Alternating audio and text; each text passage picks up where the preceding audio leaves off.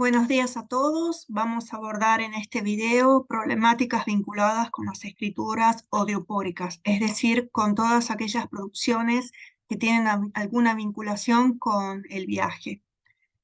Vamos a tener a disposición un PowerPoint en donde están indicadas algunas de las cuestiones vinculadas con las principales cuestiones que se presentan en esta exposición. Vamos a comenzar desde la primera diapositiva.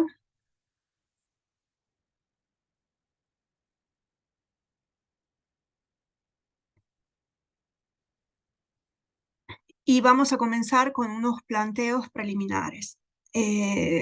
Ante todo, vamos a aclarar a qué se llama escrituras audiopóricas. Bueno, este es un término que fue acuñado por el italianista Luigi Monga para referirse a la producción relativa al viaje. Sirve para crear una categoría que comprende diferentes producciones y géneros discursivos en donde no se limita entonces a lo literario.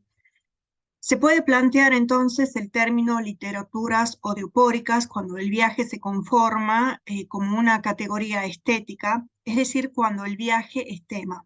Pero en cuanto el viaje es una actividad que determina o favorece la producción, circulación y recepción de determinados textos que se originaron de dicha actividad y con la cual están interrelacionados, se habla de un amplio panorama que incluye un vasto corpus que comprende entonces relatos de viajes, libros de viaje, guías, diarios, anotaciones varias, manuales, epístolas, crónicas, memorias, relaciones, y que pueden incluirse o no en lo ficcional, en los cuales el valor testimonial es central y se apoya en la narración, en la descripción, en la observación, en el protagonismo de quien escribe. Veamos también qué se entiende por viaje. Viaje, según el diccionario de la Real Academia Española, se refiere a la acción y al efecto de viajar, al traslado que se hace de una parte a otra por aire, tierra, mar. Es pues traslado, desplazamiento, trayecto y puede tener una dimensión real, alegórica o metafórica. Es una compleja experiencia hermenéutica que puede traducir instancias decisivas de perspectivación ideológica y de reconfiguración del espacio conocido y del espacio desconocido también, de las identidades, de las alteridades en contacto. A partir de la discursivización puede modelizarse como temática estética, filosófica y resignificar diferentes formas de concepción del desplazamiento y de sus valencias semánticas y simbólicas. Por esto, el viaje puede inscribirse en una dimensión metafórica y disponer en su espacio hermenéutico de cronotopos, tal como los concibió Mikhail Bakhtin. Es decir, también que puede incluir tópicos, arquetipos, dialécticos y contradictorios vinculados con otras esferas de la actividad humana, como la práctica de la escritura literaria, la observación científica, el ejercicio de la memoria, la formación cultural, la consolidación de una fe, entre otras. Es así que el desplazamiento real o imaginario del viaje, con sus características, alcances y modalidades, asume significaciones que permiten explicar, por una parte, el transcurrir del tiempo, las transformaciones y permanencias de los sujetos, los contactos, las mediaciones culturales, los confines y fines de los espacios, territorios y lenguas. El punto también de partida en esta exposición es, en el espacio de la literatura comparada, es comprender que somos viajeros literarios, que viajamos literariamente. Es importante también ver cuál fue el desarrollo, la comprensión del viaje y de los textos que derivaron del mismo a lo largo de la historia. Desde la antigüedad, el viaje fue central en la cultura y en la historia. Y ya tenía una dimensión central como parte de la formación de la instrucción, es decir, del camino de aprendizaje. Por ejemplo, Epicuro invitaba a los jóvenes que emprendían un viaje a aprender no solamente a través de las experiencias, sino también a través de los libros, de tal forma que el viaje sea en realidad un soporte en la praxis y en la experiencia directa de todo lo que habían aprendido y leído en los libros y que les permitía comprender el mundo. Y entonces el viaje era fundamentalmente como un ejercicio para comprender intelectual y culturalmente el espacio, el mundo. Sin embargo, Plinio el joven, por su parte, advertía sobre la ilusión que hacía creer que solamente en lo lejano, a la propia realidad, se podía encontrar lo bello, de tal modo que en una de sus cartas afirmó que es costumbre, para ver maravillas, emprender largos viajes. En cambio, el hecho de que en la propia ciudad y en sus alrededores hay muchísimas novedades y cosas raras, que no han sido contempladas, sino que incluso no tienen sus noticias, es necesario que se las conozca. Y que en cambio, si estuvieran en otros lugares, como por ejemplo mencionaba Grecia, Egipto, Asia, seguro habrían sentido hablar. En el mundo antiguo el viaje podía tener una dimensión educativa y cultural, es decir, constituirse como viaje de formación. Esta concepción se repetirá en el medioevo, es decir, el viaje vinculado con la formación y la instrucción. En el medioevo, que suele imaginarse como cerrado en sí mismo y oscuro, el viaje es central en la mentalidad del hombre de su tiempo. El medievalista italiano Franco Cardini señala cómo en el medioevo se ha considerado una experiencia simbólico-metafórica y sea a su vez metáfora de la vida. Por lo que viajar se realiza, o mejor dicho, en el viajar se reproducen las etapas de la vida del hombre. Y un viaje, entonces, como lo señaló Cardini, permite reflexionar, meditar sobre la existencia humana. En la mentalidad medieval, entonces, hay continuas referencias a los viajes, al camino, a los encuentros en el viaje, a la llegada, al momento de partir. Viajar, en última instancia, significa vivir para el hombre del medioevo. En un documento firmado, establecido por Federico I, que se llama Auténtica Hábitat del 1155, se establecen los privilegios por estudio, es decir, el reconocimiento jurídico de los estudiantes que se desplazan para estudiar, y en los cuales se les concede a todos los estudiantes que por motivo de estudio se trasladan de una localidad a otra, sobre todo los profesores de Derecho Canónico y Civil, el privilegio para que puedan viajar y residir con seguridad en las localidades en donde ejercen sus estudios y profesión.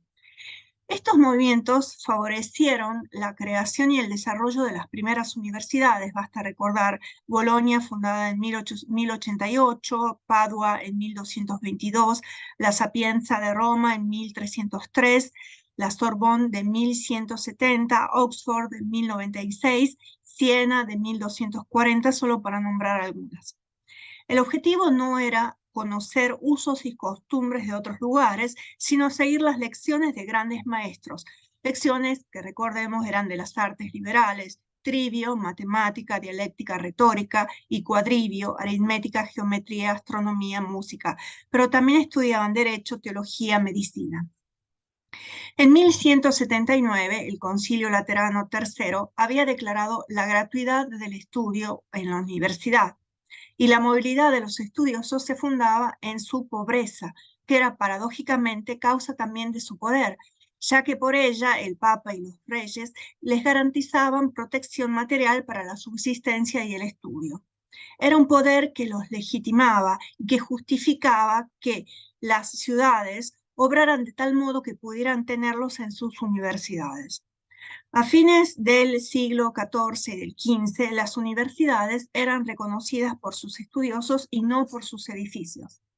Sucesivamente, con la territorialización del orden feudal y el robustecimiento más denso de la sociedad medieval, los viajeros, incluidos los estudiosos itinerantes, se volvieron cada vez más sospechosos porque ponían en peligro el orden social y la disciplina. La vida vagabunda colocaba a los estudiosos en la clase social más baja y marginal y eran vistos como fuente de inestabilidad y de desorden social.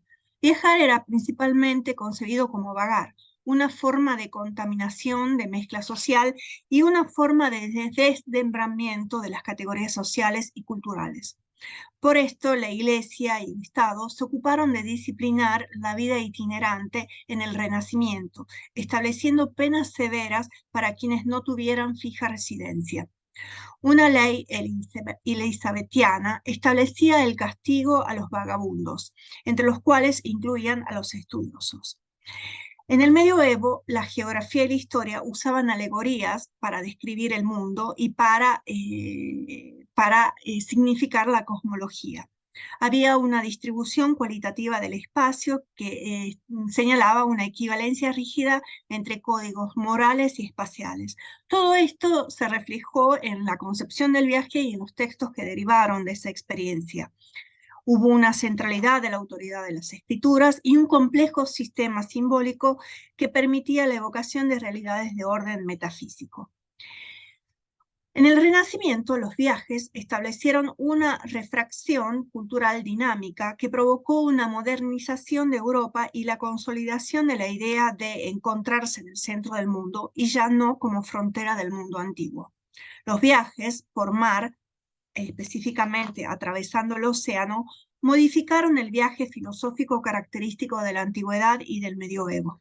Se cristalizó una identidad cultural basada en la idea central de la naturaleza, ya no de los libros, autoconsciente, laica, no religiosa, sostenida en la observación. La llegada de los europeos en el continente americano no dio ideas nuevas, sino que hizo que se enfrentaran a las ideas tradicionales, a las tradiciones.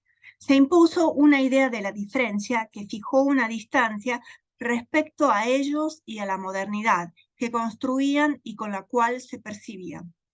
Había una idea de distancia temporal entre la condición natural del hombre con la sociedad simple y la condición civil con la sociedad compleja.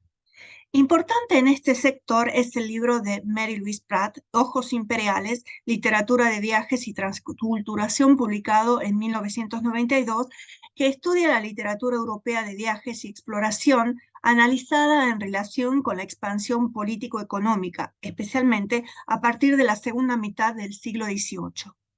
Desmonta en este libro la ideología de los libros de viajes de europeos sobre partes no europeas del mundo para crear el orden imperial, justificando la expansión a través también de la narración, descripción de regiones exploradas, invadidas, colonizadas, es decir, cómo se creó y modeló, cómo se produjo una literatura que modelizó el resto del mundo, codificando y legitimando aspiraciones de expansión y de dominio imperial y económico.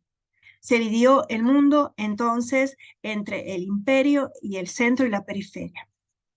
Otra cuestión que plantea Louise Pratt en este estudio es el abordaje del otro a partir del subgénero de las narraciones de viaje, es decir, el análisis del género de los relatos de viaje como soporte para las ideologías imperialistas europeas, euroamericanas, y la creación a su vez o la acuñación del concepto de zona de contactos como el espacio de encuentros coloniales geográfica e históricamente, es decir, cómo a través de estos viajes y de los textos que derivaron de ellos se crearon relaciones en condiciones de coerción, de desigualdad y de conflicto. Y bueno, y propone una subdivisión de la literatura de viajes en diferentes categorías: científica, informativa, de cautiverio, de supervivencia, de anticonquista sentimental, que son formas para justificar la dominación y la expropiación. En este libro, la estudiosa desmonta el mito de la supremacía blanca y el relato de viaje se presenta como la naturalización de la idea de superioridad, que se apoya en la idea de asombro, deshumanización, es decir, los habitantes que se describen son parte del paisaje, y una estrategia de arqueologización de aquello que está describiendo en los relatos de viaje, ya que se los presenta como si fueran sociedades muertas. En este estudio, bueno, Pratt propone la idea también del proceso de transculturación biológico como una participación activa de la parte colonizada y una invitación a una mirada propia, digamos, desmontando, desarticulando estas producciones.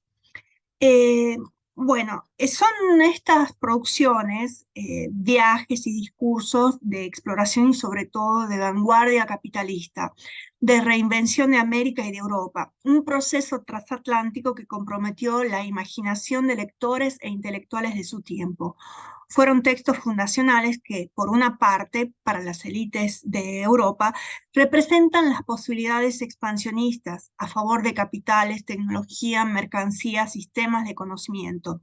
En cambio, para las nuevas élites americanas, fue una forma de autoinvención para poder gobernar esos territorios. Ahora, estos descubrimientos geográficos no en el narrar, en el escribir estos descubrimientos geográficos, no le interesaba tanto el viaje como movimiento o desplazamiento, que podía ser real o imaginario, sino más bien la descripción del otro, tanto interno como externo, y la transformación de ese territorio que se apropiaba. Pasamos a la siguiente ficha.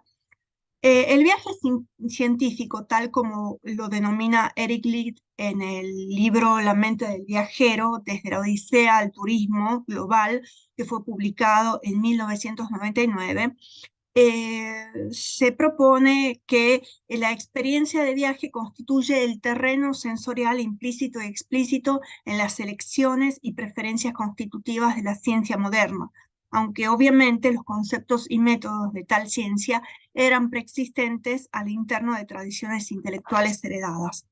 A través del viaje científico que es estudiado sobre todo por Lied, el viajero corrige errores a partir de la observación, recoge datos, crea un terreno de experimentación, sigue los cánones de objetividad, de observación. Con el Renacimiento se había redefinido al viajero como un observador consciente y disciplinado de la naturaleza y de la humanidad. Ahora, fueron dos las acciones principales que caracterizaron tanto el viaje como las producciones discursivas, la observación y la descripción, que fueron características también de los relatos de viaje que entre los siglos XVII y XVIII constituyeron la fuente de las ciencias sociales y naturales. Hubo, en consecuencia, una transformación cultural e intelectual que se desarrolló mediante la representación y la comunicación y se visualizó especialmente en la publicación de libros de viajes y en las características que estos asumieron.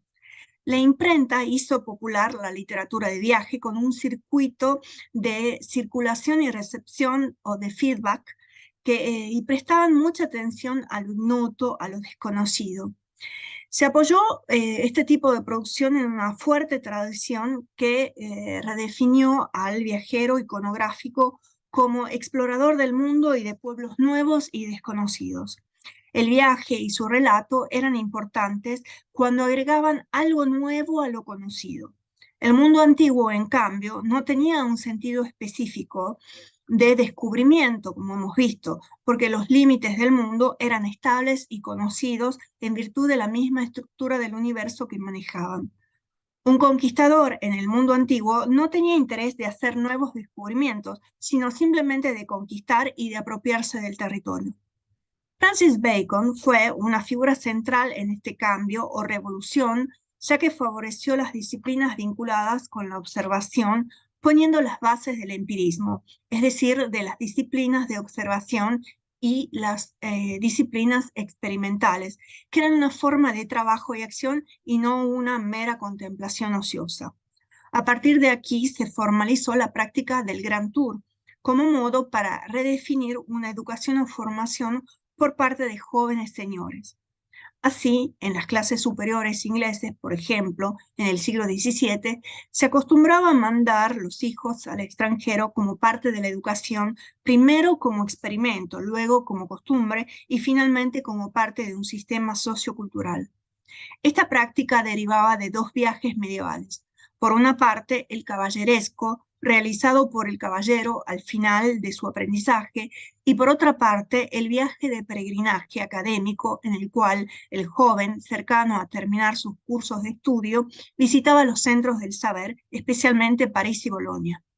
El Gran Tour dio origen a un nuevo oficio, el de maestro o preceptor de viaje, que tenía que vigilar moralmente sobre las costumbres del noble durante el viaje, guiarlo, ocuparse del alojamiento, introducirlo a las artes, a los libros, presentarle los personajes ilustres de los lugares. Para ello seguían métodos de viaje con categorías de observación y técnicas para registrar las experiencias, y a partir de esto se escribieron guías, especialmente de Italia y Francia, que se consideraban en ese tiempo las patrias de las artes y de los modos refinados. Era entonces esta una idea de viaje como educación, como proceso de civilización y de perfeccionamiento.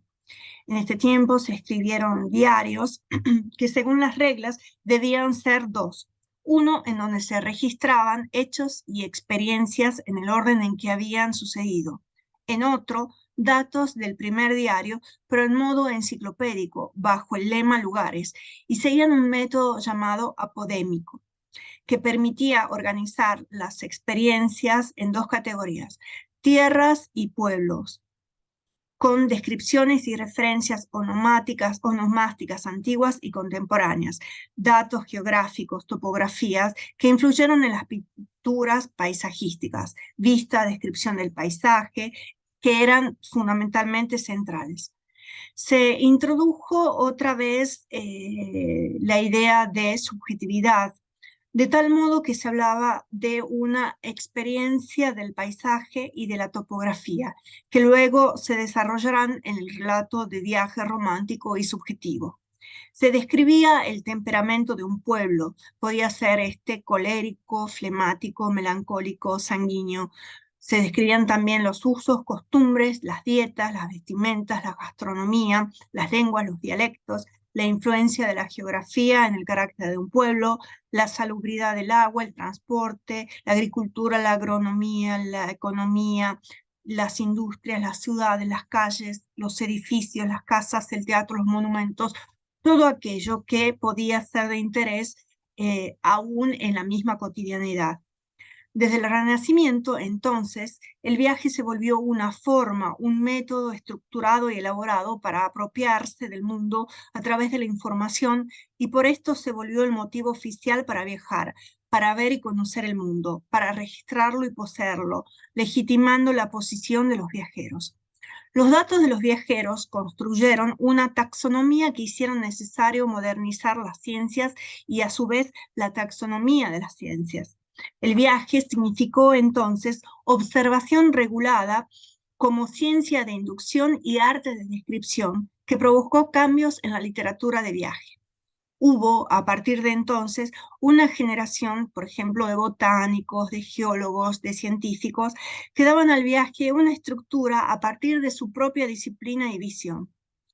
Es también, o era también, un viaje filosófico, es decir, una búsqueda de raíces, de orígenes culturales. Eran como viajes de regreso a una fuente cultural. De allí que el tour se tomase como lugares privilegiados Roma, Grecia. En la actualidad, en cambio, se desplazaron ciertos valores del viaje tradicional, pero siguen produciéndose reescrituras o escrituras como las guías, con una función más inmediata y bajo el signo del turismo. El viaje está delimitado en un tiempo, reducido, por ejemplo, a las vacaciones, y más extendido a todas las clases, sin una metodología vinculada con las ciencias o los métodos de observación y descripción. Lo narrativo pasa a través de imágenes instantáneas que funcionan como comunicación de un estatus en las específicas redes sociales.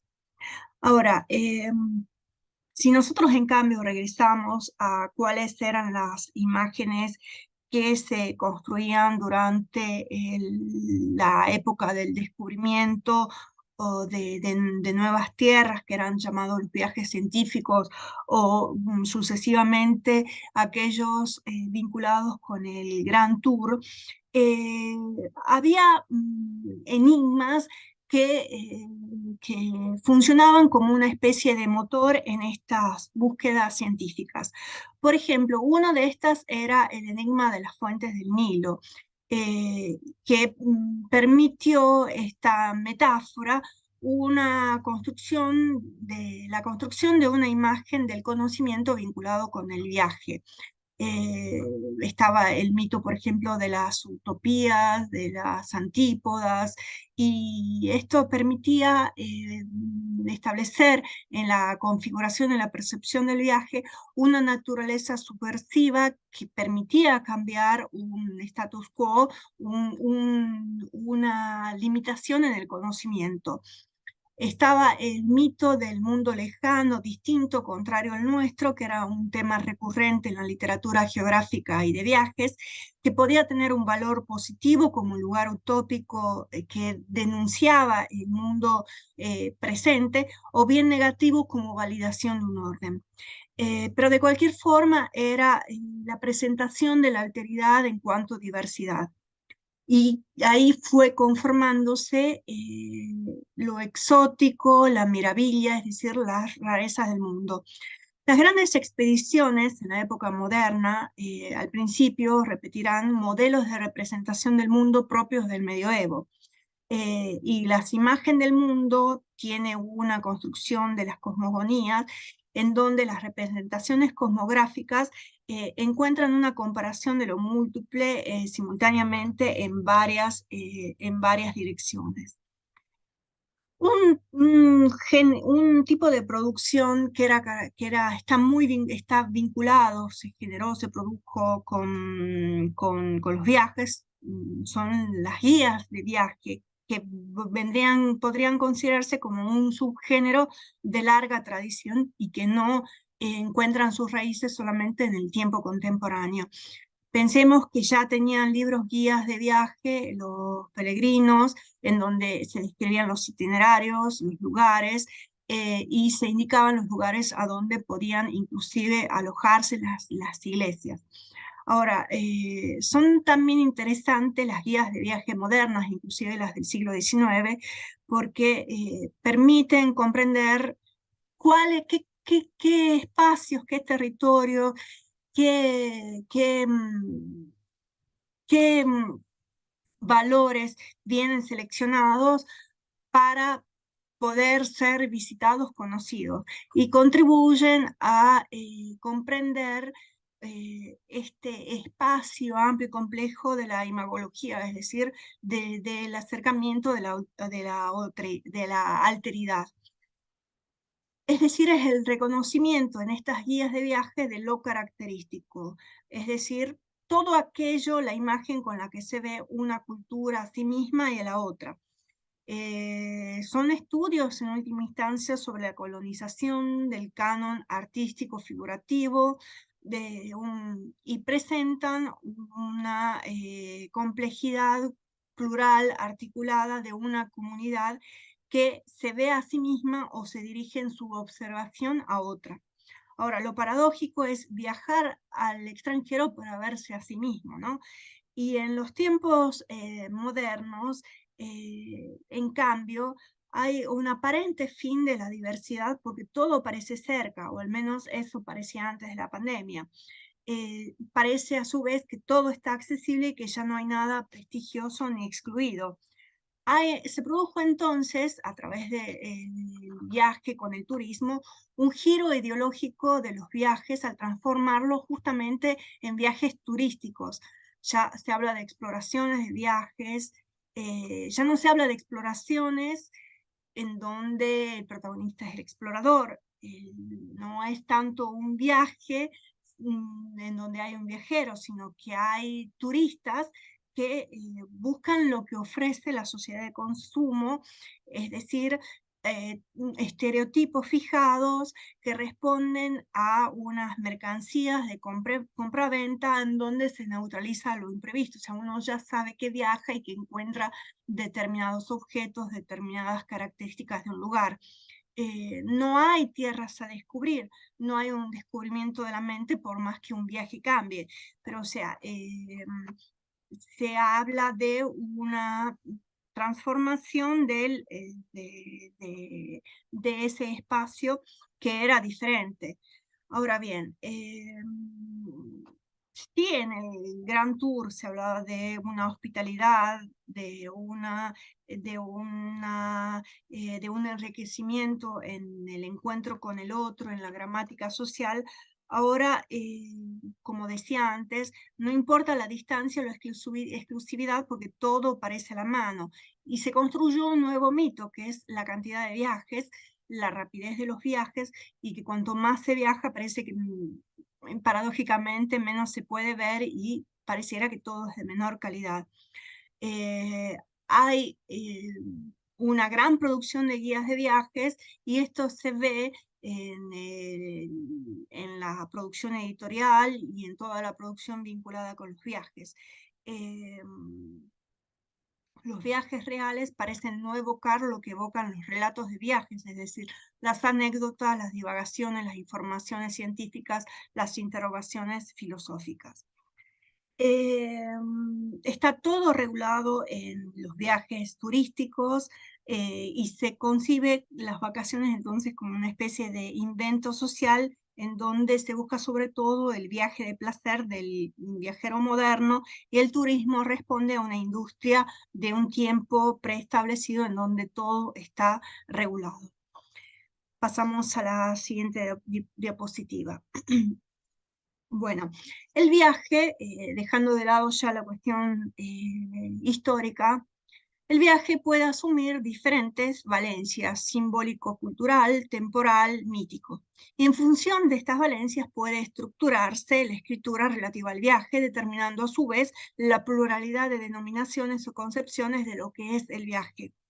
Hay diferentes arquetipos, por ejemplo, Ulises, sino Odiseo, Teseo, Eneas, que tienen una función fundadora, Jasón como el héroe buscador, Abraham o Moisés como los conductores y guías de un pueblo, o el judío errante en el movimiento inútil sin llegar, que es visto como un castigo. En algunos discursos, el itinerario es el sujeto principal y no tanto el sujeto de la enunciación. Son muchas las denominaciones, como señala Sofía Carrizo Rueda. Se habla de relatos de viajes, de libros de viajes, de literaturas de viajes o de viajeros, narrativa de viajes. Por eso el término propuesto, odeopórica, sintetiza toda esta complejidad de términos. Se trata de cualquier modo de textos que tratan sobre los avatares de un viaje en cuanto metáfora no solo de un desplazamiento, sino del transitar del hombre en la tierra, y por eso alcanzan una dimensión mítica. Por ejemplo, cuando una novela tematiza el viaje, puede apoyarse en esa dimensión mítica. Piero Boitani, que es un estudioso de literatura comparada, en relación con la Odisea, ve cómo el viaje puede ser un elemento negativo retardador constituido con pruebas para el héroe, impuestas por dioses como castigo. Desde la modernidad, ese mito, en cambio, derivó en símbolo de autoafirmación y conocimiento. Esto deriva en concebir al viaje como aventura en su forma centrípeta o como desafío intelectual en una forma centrífuga. Ahora, todo este tipo de producción se caracteriza por una complejidad de elementos y por una propia multiplicidad. Y se aborda desde dos posibles formas. Sintetizándolas obviamente. Relatos de viaje, que son los que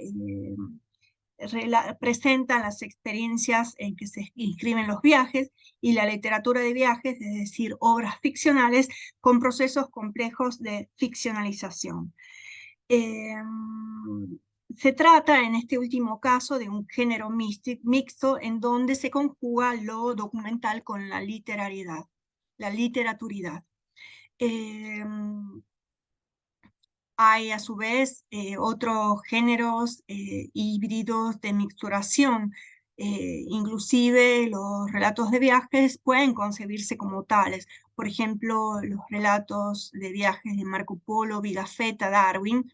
Hay algunos en donde sí hay cuestiones que tienen que ver con un documental, pero en donde es también posible reconocer estrategias vinculadas con el imaginario. Esto también está muy presente en las crónicas de conquista de América. Ahora bien, hay textos inclasificables en los que estas categorías no son suficientes.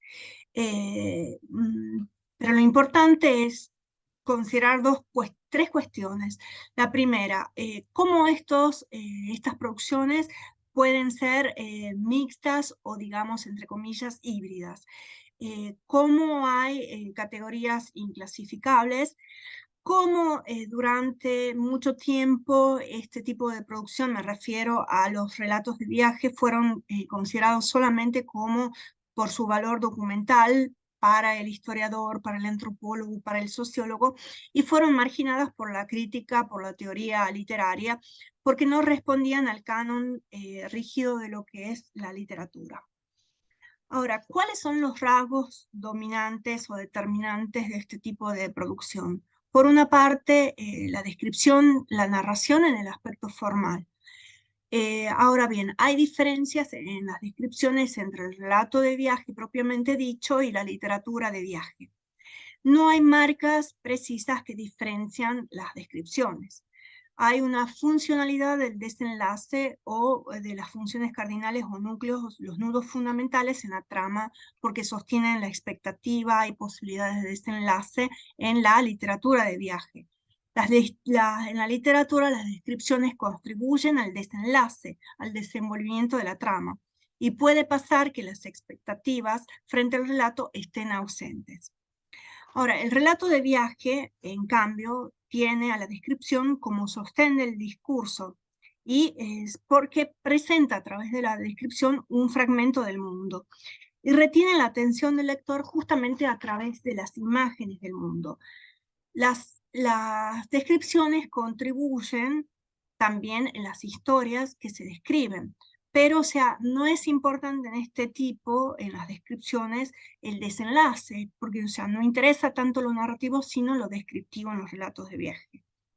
Ahora, ¿cuáles son los recursos descriptivos y de análisis? Bueno, hay que considerar los pactos de lectura impuestos en la antigüedad y en el medioevo, que tienen que ver con la recepción y la crítica. Estas cuestiones habían pasado, digamos, inobservadas o había un desinterés de la narratología, pero hasta el formalismo ruso, es decir, hasta 1970, hasta que comenzaron a incorporarse estas cuestiones en la narratología. Hay un interés fundamentalmente en lo que se describe y lo que se calla, que permite reconocer aquí la inscripción de isotopías. Y hay a su vez una parte documental que potencia la descripción, las expectativas, los imaginarios y los códigos socioculturales. Ahora, en el relato de viaje propiamente dicho, el discurso narrativo descriptivo tiene, resalto, una función descriptiva predominante. El relato es un espectáculo imaginario y no importa, insisto, el desarrollo del desenlace.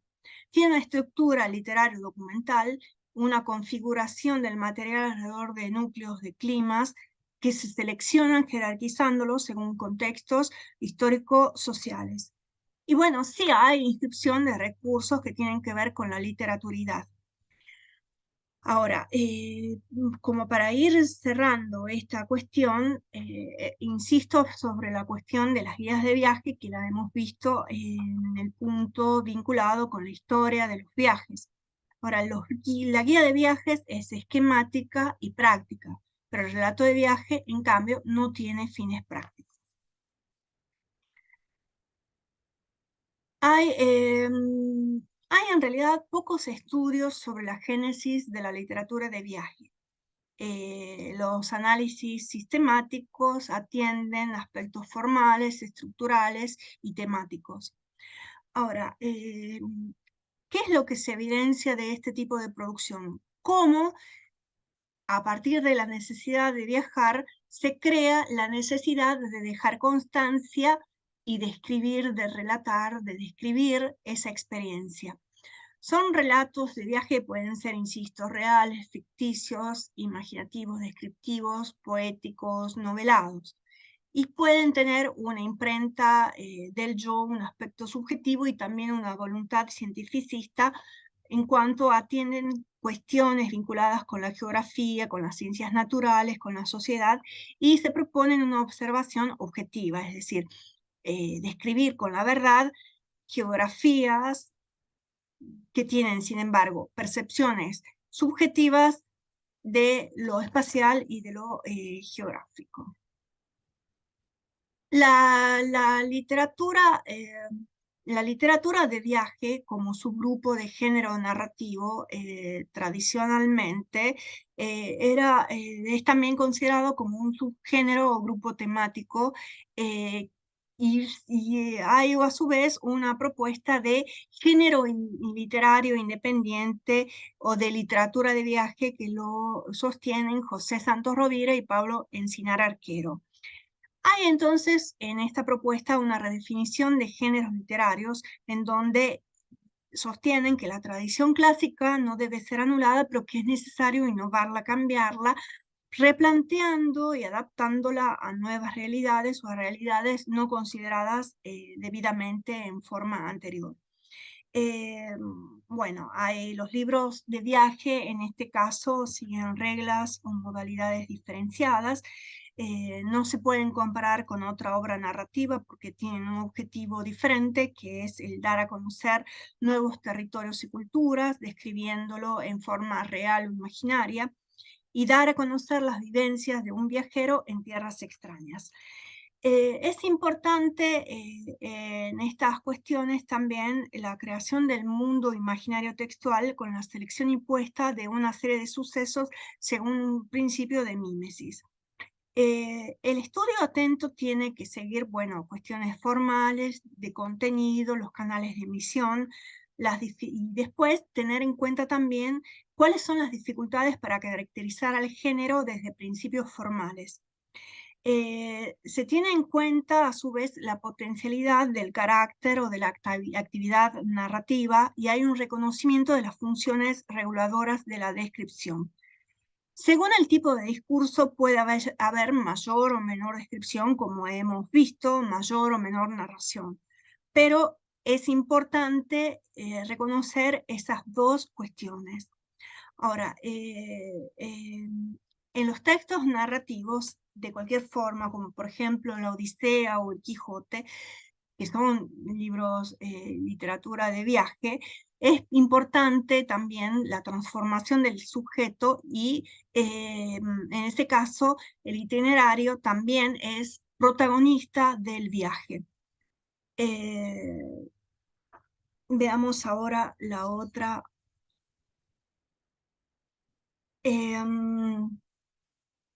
¿Cuáles son los problemas en el estudio de los relatos de viaje? Bueno, es sobre todo el reconocimiento de su naturaleza polifónica. Por eso Sofía Carrizo Rueda compara a este género con el dios Jano porque tiene dos caras. Tiene una naturaleza polifónica, es documental y literario, es biográfico, histórico, es imaginado y es también experimentado. Ahora, ¿qué es lo que lo diferencia estos textos de otros? ¿Qué permite reconocer a un texto como relato de viaje? Otra pregunta que nos podríamos hacer, ¿existe un género que puede denominarse específicamente relatos de viaje? Bueno, hay diferentes posturas. Ahora, pueden algunos considerar que no es un género aparte y que en realidad se tienen que comprender los temas, los motivos, los símbolos con diferentes grados de elaboración, de calidad, de estilización. Lo importante es ver que se pueden considerar como subliteratura o con un valor documental, pero reconocer la complejidad de estos textos y ver todo el potencial semántico y hermenéutico que proponen. Ahora, ¿cuál es el rasgo definitorio? Bueno, son los desplazamientos, las experiencias complejas. No solamente se trata de desplazamientos físicos geográficos, sino fundamentalmente desplazamientos intraculturales. Se dice inclusive que viajamos literariamente, somos viajeros literarios. Hay un otro externo, pero hay también un otro interno en la propia cultura, en la propia subjetividad, que se reconoce cuando nos encontramos en la alteridad, en la extranjeridad. Ahí es cuando reconocemos la extranjeridad, inclusive en la mismidad, en el propio horizonte de la construcción del yo. La literatura de viaje cumple entonces una función esencial, pero está inscripta entonces en el campo de la literaturidad. Y los relatos de viaje, los libros de viaje son textos bifrontes, como ya he señalado. Hay diferentes modelizaciones y configuraciones, pero el común denominador es el movimiento en el tiempo, en el espacio, en las culturas, en las miradas, en la superación de territorios y fronteras, que implica entonces una performance, una transformación de los sujetos. E insisto sobre este hecho, el viaje como una experiencia hermenéutica vinculada con el deseo, la búsqueda de conocimiento y de superación de límites. Hay un interés en la sensibilidad, en la visión del horizonte ideológico y la relación del sujeto en el encuentro con el otro, en el lugar del otro, con otros mundos, con otros, consigo mismo. Entonces, hay un cambio en la recepción de los textos vinculados con el viaje, porque no es solamente una experiencia estética, sino que se los concibe ya como inscripciones de lo imaginario, que no interesan solamente a la etnografía, a la antropología, a la historia como documentos, sino también inclusive también a la literatura. No hay una, se podría decir que con el término odiopórico no hay una voluntad de definirlo del todo y para siempre el género. Insistimos con el hecho de que se trata de un género de frontera, porque es un género que confina con otros géneros y subgéneros y contribuye por esto mismo a ser estudiada desde un abordaje comparatista. No son textos intermediarios, como por ejemplo diarios epistolarios, son comprendidos fundamentalmente como textos culturales desde las propuestas de los estudios culturales, pero también pueden vincularse con los estudios postcoloniales en la descripción del otro, con los estudios de género, con la imagología, con los estudios de los géneros literarios, con los estudios de las identidades nacionales. Ahora, fundamentalmente es importante recordar que son textos omnívoros que tienen una vinculación con otros géneros discursivos y que permiten una comunicación internacional e intercultural. Hay se puede proponer una autonomía del género. Antes formaba parte del grupo de los intermediarios culturales, entre los cuales se encuentran las traducciones, los grupos y círculos literarios, los escritos de viaje, justamente. Ahora, hay una multiplicidad y variedad de producciones alrededor del viaje. Relatos de viajes, de viajeros, novelas sobre viajes, guías de viaje, manuales. Ahora, está la diferencia principalmente en la organización del discurso, de los objetivos de los lectores y en la inscripción del viaje, si es real, metafórico, alegórico. Insisto sobre el hecho de que es un género omnívoro, aparentemente sin confines, mudable, en movimiento, dúctil, en contacto con otros géneros. Hay un reconocimiento de diferencias, similitudes en el superar las fronteras, en ir más allá del propio espacio, en describir, relatar, comparar el aquí, el allá, el ahora, el antes, el después, el exterior, el interior. y requiere entonces en este proceso un proceso hermenéutico de traducción e interpretación de la alteridad y de la mismidad. Es importante resignificar el concepto de desplazamiento y de sus valencias en sus múltiples manifestaciones. Para ello, los textos relatan las experiencias a través de una discursivización que puede comprender el relato directo o indirecto de la experiencia propia y la estilización o creación, sea por imitación, incorporación, convocatoria, cita, representación, siguiendo rasgos identificatorios y apelando a resonancias. Es decir, en este caso hay una mediación literaria que permite un proceso dialógico en el cual se inscriben las intenciones del lenguaje que representan, las intenciones del lenguaje representado, se puede construir o no una parodia, eso no es necesario en esta representación, en este proceso dialógico, y hay una traducción ideológica del lenguaje ajeno. Ahora, a partir de la propuesta de Domenico Lucera, que es un texto que ustedes tienen a disposición, se ven las características del género de la literatura de viaje a partir de movimientos específicos que son partir, volver, viajar, tanto a nivel temático, que son las constantes del género y que a veces los tres están presentes o no, o pueden haber dos y que tienen un carácter circular, pero en estos uno solo es predominante. Bueno, en este texto, Nuchera señala cómo partir implica una separación o desprendimiento, y por lo tanto se vincula con la muerte y con el nacimiento. Pars partis habla de una fracción de una parte y está vinculada también con el parir y con el nacimiento. Entonces, el viaje se relaciona a partir de esta reconstrucción etimológica con la vida humana y es a su vez metáfora del inicio y del fin, del nacimiento y de la muerte del hombre. En cuanto al término partir, lo vincula con to leave, dejar, separar, y es un intento de conjunción en el futuro. Partida implica separación, desprendimiento y por lo tanto muerte. Y bueno, y con respecto al término viaje, lo deriva del provencial viaje y del latín viaticum, es decir, alimento necesario para el viaje. Es decir, aquí el desplazamiento es qué cosa lo ha motivado. El viaje es lo que se consuma, lo que se recibe, lo que se transforma, el intercambio durante el viaje. Otro término que recoge Nuchera para reflexionar sobre el viaje es el término travel en inglés, que tiene un significado moderno con viajar. Sin embargo, en su etimología deriva de tripalium, que era el instrumento de tortura de tres palos que significaba, bueno, sufrimiento, el castigo, y estaba vinculado con el mito de la expulsión de Adán del paraíso, la idea del sufrimiento del castigo.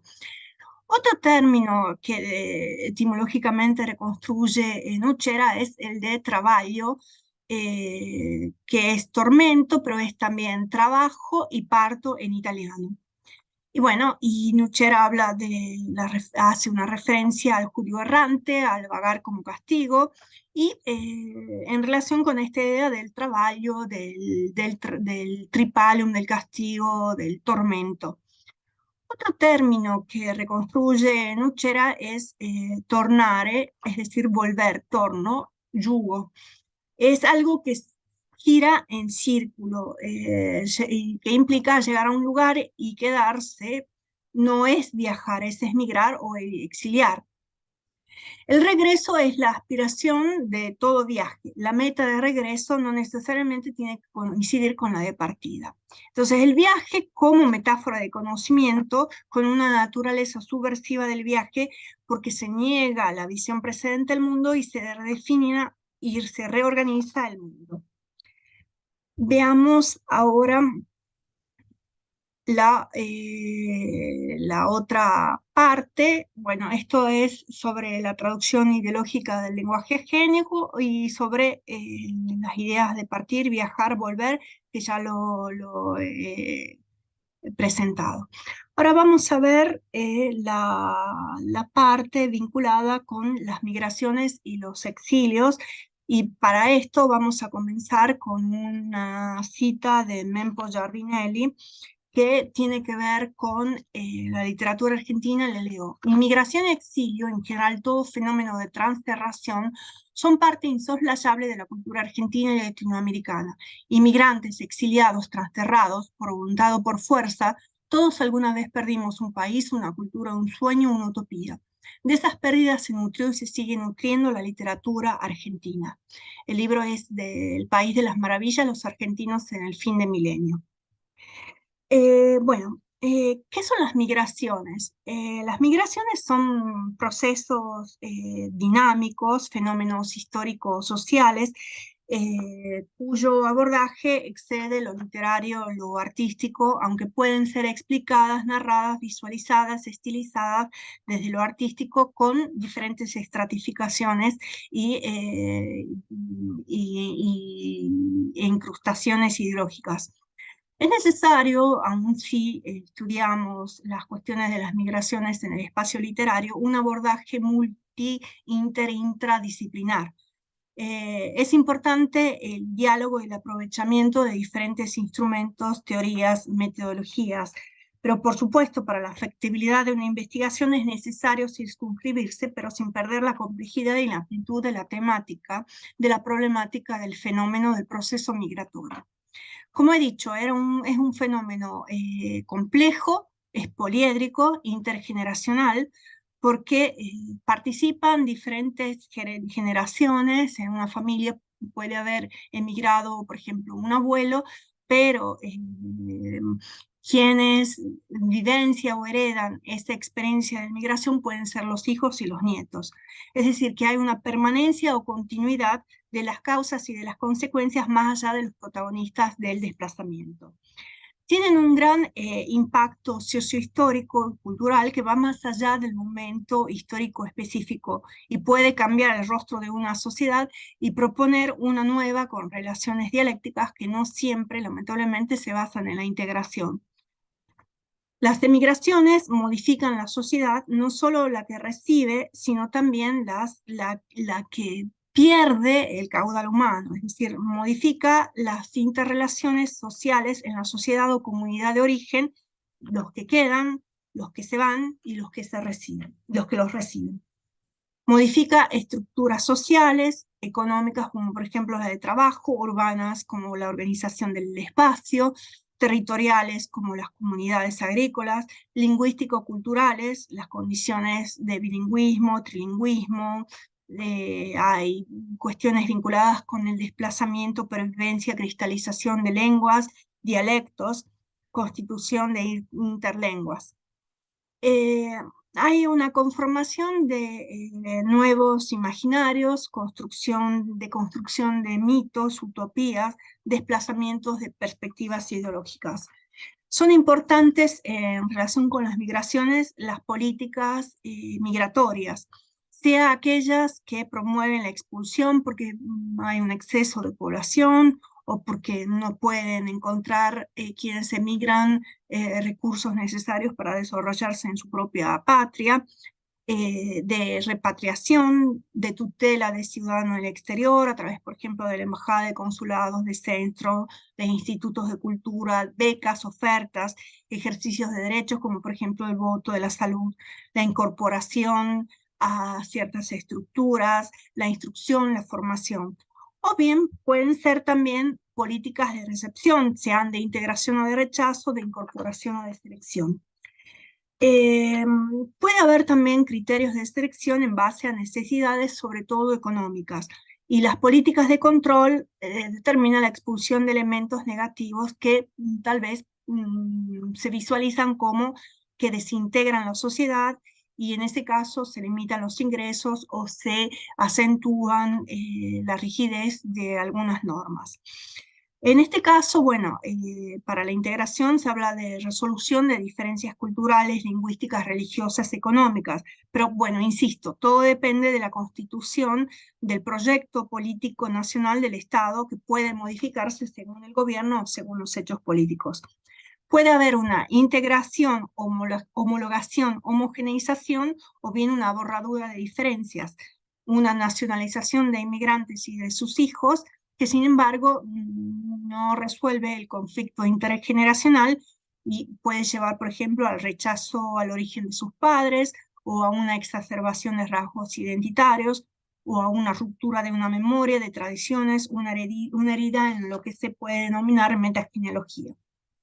Hay exaltación de nacionalismos, acentuación de estereotipos, de conflictos identitarios, y puede verse la contradicción en el gesto paradójico de la adaptación.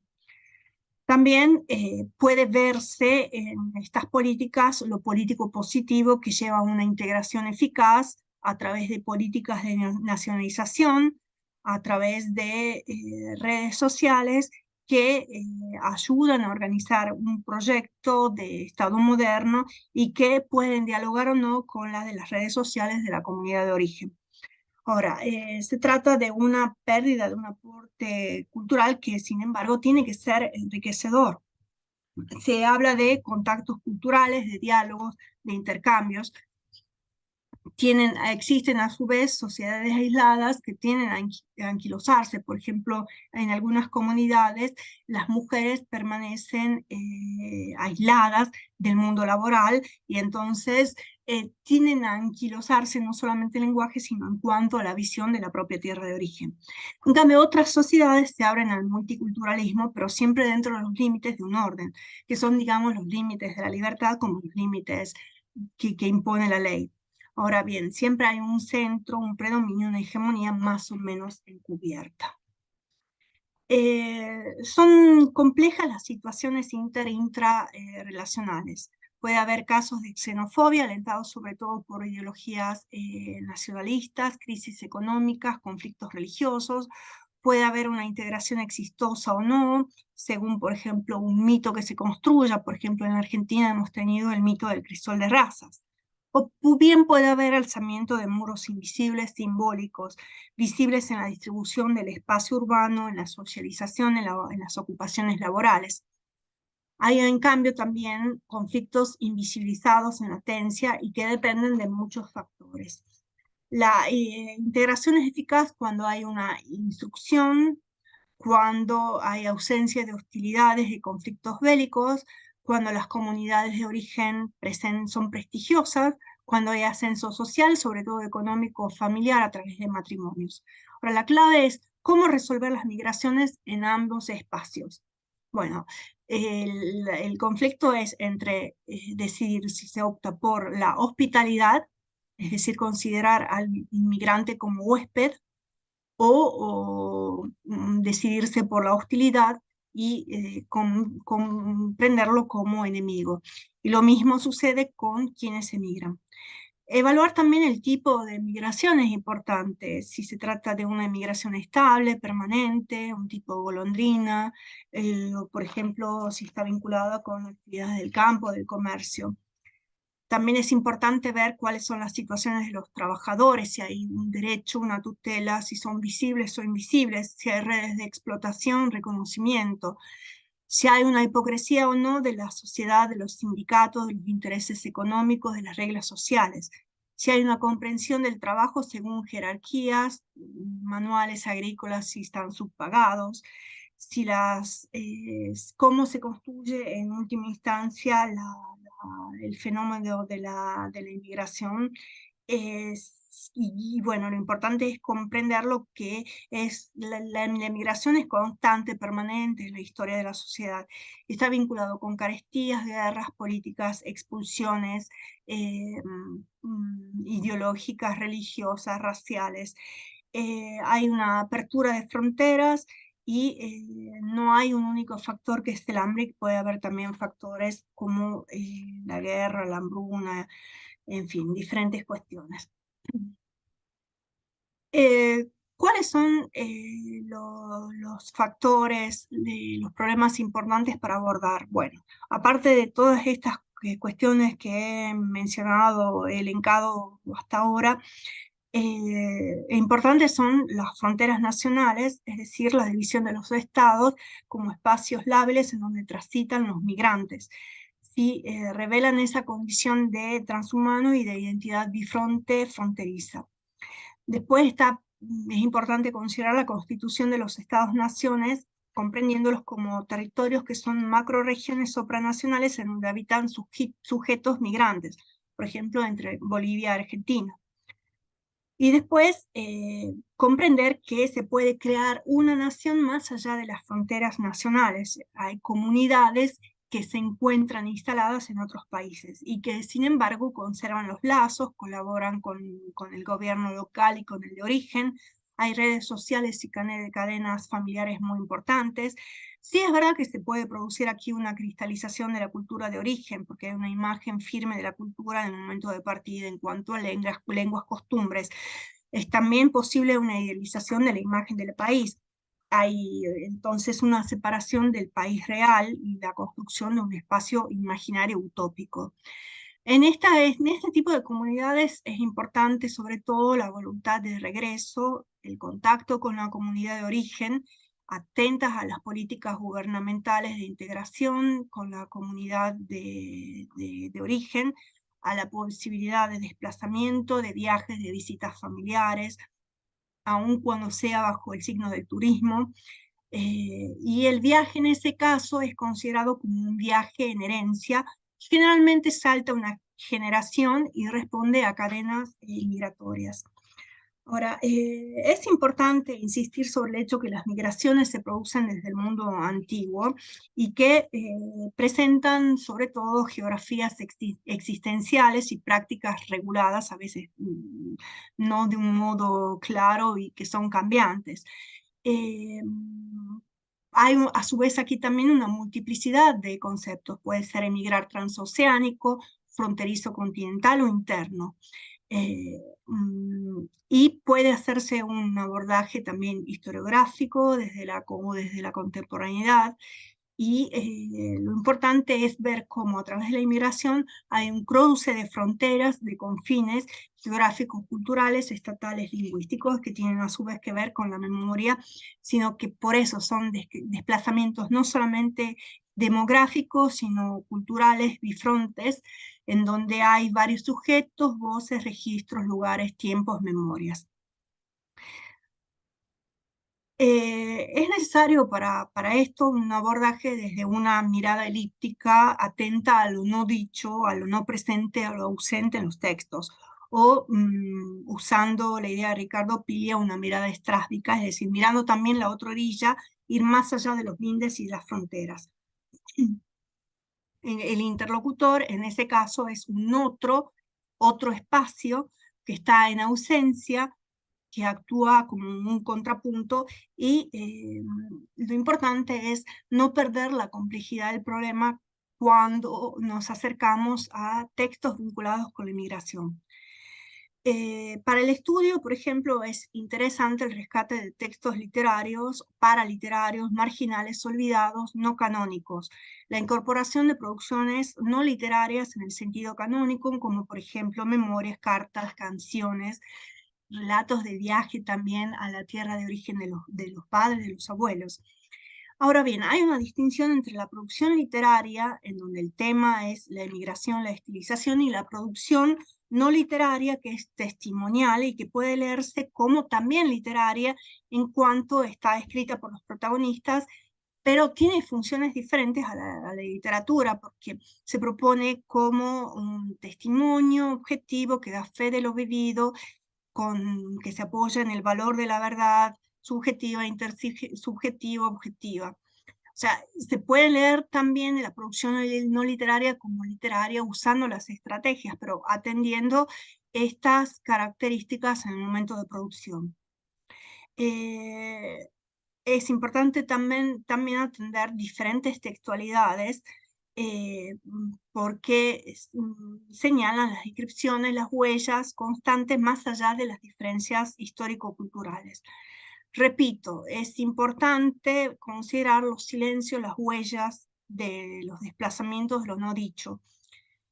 Por ejemplo, en un relato de viaje puede no narrarse el viaje en sí, porque es traumático. Y entonces en ese no dicho está el punto nodal de esta narración.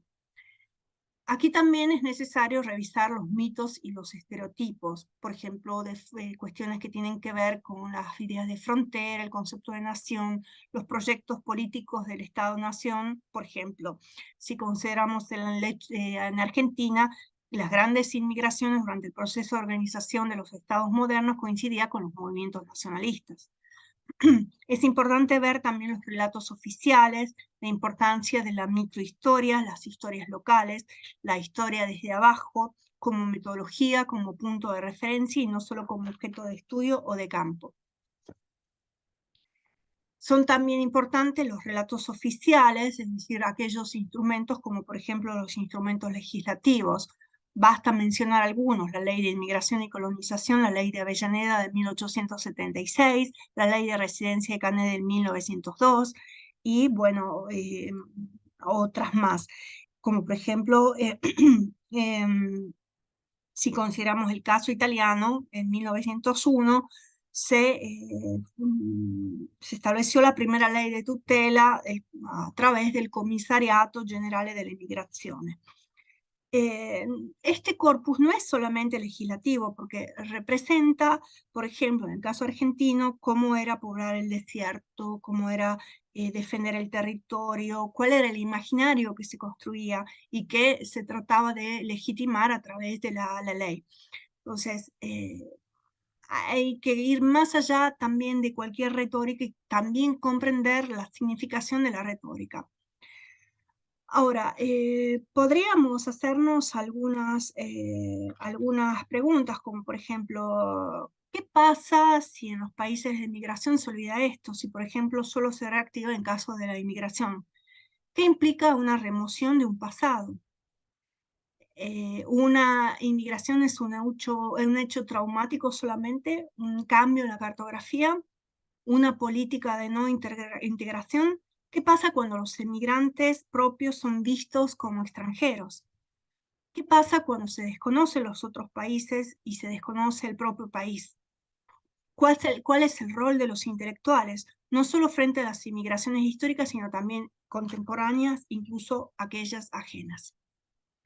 Vamos a ver ahora cuestiones que tienen que ver más con el análisis. Son algunas claves de lectura que pueden servir sobre todo para pensar los textos vinculados con la inmigración o con el exilio, que en ese caso sería una inmigración forzada. Bueno, eh, al menos yo parto de la idea de la comprensión del texto literario como un texto cultural, en donde está inscripta la memoria, se sedimenta lo social y se inscribe el sujeto social. La propuesta sigue la propuesta de la sociocrítica montpelleriana. Otra cuestión importante en estos textos es la concepción de la memoria como espacio biográfico de construcción del yo, en una posición dialógica con el pasado, con otras voces, es decir, que se trata de una memoria polifónica que no está siempre en armonía y que revela la otredad del sujeto desde inclusive la distancia, el tiempo. Un texto importante es el de Leonor Arfuch, el de espacio biográfico. Se podría hablar de espectros o de presencias del pasado. A un texto que les aconsejo es el de Gina Saraceni, Escribir hacia atrás, la herencia, lengua, memoria. No sé si lo verán acá. Bueno, en este texto, Saraceni retoma lecturas de Jacques Derrida y bueno, y por ejemplo dice que nunca se hereda nada sin confrontarse con algo del espectro y que el muerto puede ser más poderoso que el vivo. Es decir, la presencia de espectros como configuraciones del pasado, como herencia con los antecesores, como un mandato que se hereda. El relato es una desarticulación de la contemporaneidad en donde el espectro entra en relación con los vivos y los muertos ausentes se presentifican, el pasado se presentifica, hay una rememoración y una excavación arqueológica que determina a su vez una fragmentación de los tiempos. El conocimiento se vuelve en esta reconstrucción del pasado, de la memoria de la inmigración, de la memoria que se encuentra ya desplazada en este desplazamiento, con estos contactos culturales, el conocimiento se vuelve fragmentado, las imágenes discontinuadas. Se habla de relámpagos congelados, retomando una idea de Benjamin, que necesitan ser leídos a través de la escritura que se revela como una herencia. O sea, hay imágenes así fragmentadas que se recuerdan. Por ejemplo, una novela que es clara representación de estos relámpagos congelados es Otro lugar de Elena Bossi. Ahora, puede haber narraciones de grado directo o no, testimonios a favor o en contra, puede haber un carácter cómico o satírico, pueden ser los protagonistas o los descendientes los que relaten la inmigración, puede haber reinterpretaciones de mandatos, idealizaciones. En estos textos la lengua es central, no solamente como sostén del discurso, sino también como territorio en el cual se evidencian los conflictos identitarios, como relato del viaje y del desplazamiento cultural y de consolidación o pérdida de una memoria. Son importantes los espacios que se reconstruyen, que se configuran, las redes sociales y familiares que se inscriben, el símbolo a veces del espejo, de la identidad. Por ejemplo, está esta novela Augustos de Liliana Bellone, en donde el espejo, además de revelar una otra edad, una duplicidad, alude también a esa nave que signa el inicio de una familia en el nuevo territorio. Otro elemento importante como genotexto, retomando este concepto de la sociocrítica montpelleriana, que es importante considerar en los textos vinculados con la inmigración, es la idea de patria, de identidad colectiva, el proyecto de integración o regreso a la patria es cuál es la patria, si hay una idea de pérdida, de irreversibilidad, de cambio, de proceso, de identidad.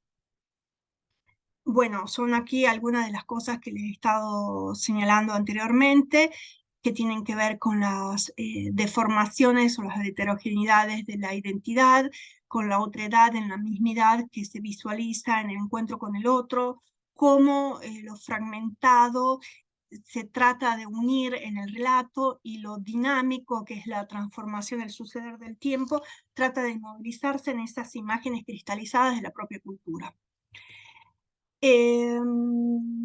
Bueno, hay continuidades y discontinuidades identitarias que lo que tratan, bueno, de reconstruir justamente es esta genealogía identitaria, y bueno, aquí tomo el término de Jodorowsky, de una metagenealogía o de una antigenealogía. Consideremos como por ejemplo las novelas en donde se reconstruye la gesta familiar de Mempo Giardinelli, hay una reconstrucción familiar, o las novelas de Tiziani, en donde toda la cuestión familiar pasa a través del entrecruzamiento de diferentes voces y de memorias que van construyendo una genealogía y una antigenealogía, viendo los lazos familiares entre estas personas. Bueno, son narraciones de grado directo o indirecto y pueden inclusive ser reinterpretaciones de estas experiencias de desplazamiento a través de la inmigración. Para ir cerrando esta exposición, comparto con ustedes algunos fragmentos de algunas novelas. La primera es de Santo Oficio de la Memoria de Mempo Giardinelli. Uno, cuando vuelve, vuelve a lo que cree que son motivos de retorno. Vuelve como respondiendo llamados, pero en realidad vuelve para seguir preguntándose por qué ha vuelto. Este continuo y desgastante galanteo con la muerte, con la memoria viva, que es la memoria de los muertos, con el juego macabro, que es la inaguantable rememoración, con el intolerable desatino, que es pensar y pensar, con el huir de lo que es doloroso para caer, siempre y cada vez más en el fangoso terreno de las culpas, los recuerdos, los destinos, impuestos por la familia, la distancia de la patria. No hay más patria que la memoria, imbécil. Todo eso me dolía, laceraba mi regreso. Otra novela interesante, bellísima, es Mar de Olvido de Rubén Tiziani. Eh, Cito, il viaggio non finiva mai. Empezó tan atrás, en un lugar tan remoto. Hubo en el medio tanto vacío llenado por la fábula, que al final solo nos quedaron referencias confusas, testimonios enrarecidos por la distancia, el tiempo y la tristeza, sobre todo por la tristeza. Empedernido pueblo el mío, jugado entero en una pelea con el tiempo perdida de antemano. Se nos va la vida en la absurda apuesta de retener el pasado, de violentarlo para hacerlo presente, de conjurarlo a que reste, como si fuera posible que todo siga aconteciendo. Este fragmento es de la novela La tierra incomparable de Antonio Dalmaceto. También Aide reconoció, rodeándola, señales y formas familiares, pero igual que otras voces, sintió que no eran las que había esperado encontrar. Nunca lo eran del todo. Las que habían crecido en su memoria, alimentadas por los largos años de ausencia, tenían una intensidad y una intimidad de las que éstas siempre carecían. Después de los días pasados, recorriendo las calles y los alrededores de Trani, subsistía en ella y las cosas una barrera que le impedía acercarse, que la rechazaba, colocándola al orde, afuera, condenándola a una forma de soledad. Este fragmento es de la novela Stefano de María Teresa Andrueto. Aunque Stefano no relata la vida de mi padre, hay muchas cosas de él en el libro, cosas desperdigadas aquí y allá, sobre todo pequeñas anécdotas y rasgos familiares, como el mandolín que toca el viejo Moretti, o el hambre cuyo fantasma acosó a los inmigrantes para siempre, o las comidas que se comían en casa, o las canciones que cantaban en el puerto, o el nombre de ciertos pueblos por donde sé que él pasó, o el título mismo del libro que replica su nombre. Si un libro es un modo de conocer, una manera de penetrar en el mundo y buscar el sitio que nos corresponde en él, Stefano me permitió recuperar la sensación de hambre, desarraigo, extrañamiento, de hombres y mujeres que, tal como los que hoy se marchan, ayer llegaban buscando una vida mejor. Y bueno, muchas gracias por la atención. Les deseo una buena lectura de los textos y entonces nos estamos encontrando y hablando en las clases sincrónicas.